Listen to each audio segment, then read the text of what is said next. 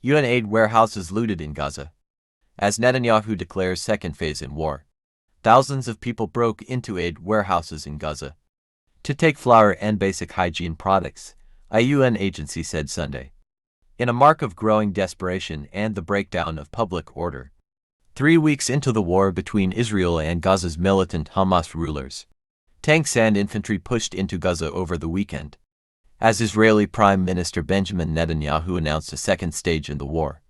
3 weeks after Hamas launched a brutal incursion into Israel, the widening ground offensive came, as Israel also pounded the territory from air, land and sea.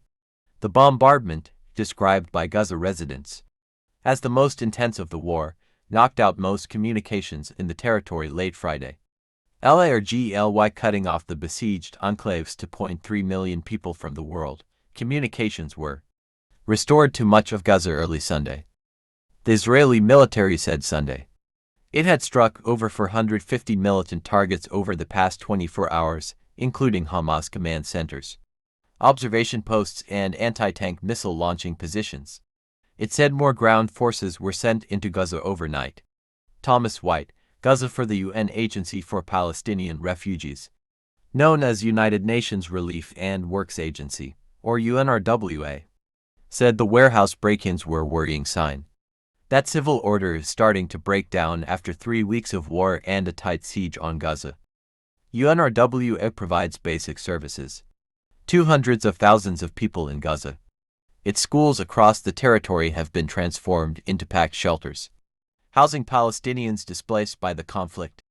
Israel has allowed only a small trickle of aid to enter from Egypt, some of which was stored in one of the warehouses that was broken into, UNRWA said. More than 1.4 million people across Gaza have fled their homes, nearly half crowding into UN schools and shelters, following repeated warnings by the Israeli military that they would be in danger if they remained in northern Gaza. Gaza's sole power plant shut down shortly after the start of the war, and Israel has allowed no fuel to enter, saying Hamas would use it for military purposes. Hospitals are struggling to keep emergency generators running to operate incubators and other life-saving equipment, and the UN Agency for Palestinian Refugees is also trying to keep water pumps and bakeries running to meet essential needs.